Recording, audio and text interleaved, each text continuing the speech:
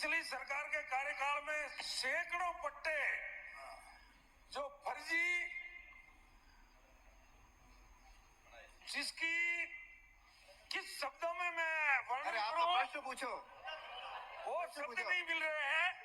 मेरा आपसे ये निवेदन है मंत्री जी से कि जो पट्टे इन्होंने कैंसिल किए हैं तो वो तो कुछ 12 या 13 पट्टे जो स्पेसिफाइड, जिनके लिए हमारे पार्षद हड़ताल पर बैठे, खूब धरना प्रदर्शन किया, उसके बाद में इनकी सरकार में 12-13 पट्टे दिखावे के रूप में कैंसिल किए। मेरा आपसे माध्यम से यह निवेदन है कि जांच करवा करके ऐसे सैकड़ों पट्टे जो सरकार की जमीन थी और पिछली सरकार ने प्राइवेट आदमियों को लेन देन करके वो जमीन आवंटित कर दी। अब पूछो, क्या पूछना है? तो अब उसकी जांच करवा करके बाकी के जो पट्टे इस प्रकार के जारी किए हुए हैं वो निरस्त करोगे या नहीं करोगे? अगर करोगे तो कब तक करोगे? माननीय मंत्री जी,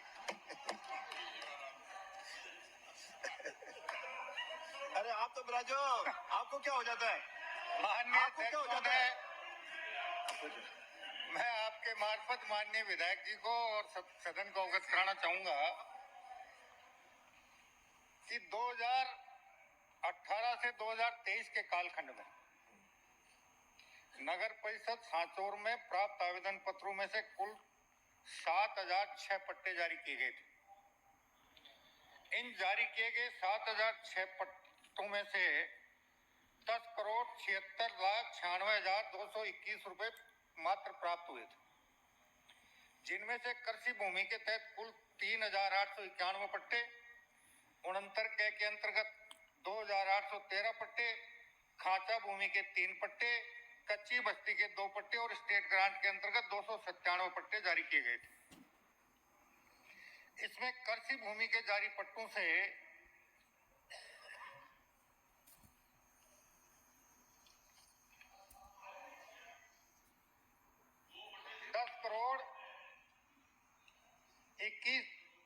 10,21,34,568 रुपए प्राप्त हुए। 69 के अंतर्गत 49,000। अरे सुन लो तो पहले यार, आप सुन लो। मैं सारा जवाब, आपके सारे जवाब आ रहे हैं, आपके सारे जवाब आ रहे हैं। आप बिराजिए एक बार। अरे जवाब दिला रहे हैं। 69 माननीय सदस्य, 4,91,000। माननीय सदस्य, जवाब सुन लो, फिर जवाब आपका पूछना पूछो। ये नहीं आया जवाब, मेरे पास है पूरक। अब तो पट्टों की जांच की बात हो रही है। और खांचा भूमि के पट्टों से 2,01,009 रुपए और कच्ची बस्ती के पट्टों से 1,597 रुपए और स्टेट ग्रांट एक्ट के तहत जारी पट्टों से 4,45,797 रुपए प्राप्त हुए। विभिन्न प्रकार की शिकायत प्राप्त होने पर उक्त जारी किए गए पट्टों में से 13 पट्टे निरस्त किए गए हैं। एक प्रार्थी गोकुलदास वैष्णव का परिवादी सुधाराम द्वारा क्षेत्रीय उपनिदेशक स्थानीय निकाय विभाग जोधपुर को की गई शिकायत पर क्षेत्रीय उपनिदेशक द्वारा दिए गए निर्देशों की पालना में निरस्त किया गया।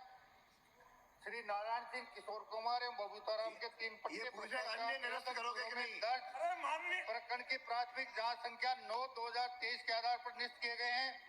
वर्तमान में 3 पट्टों की मूल पत्रावली भ्रष्टाचार निरोधक ब्यूरो के समक्ष प्रकरण में अनुसंधान है। अरे आप बैठो, एक बार सुन लो पहले पूरा जवाब।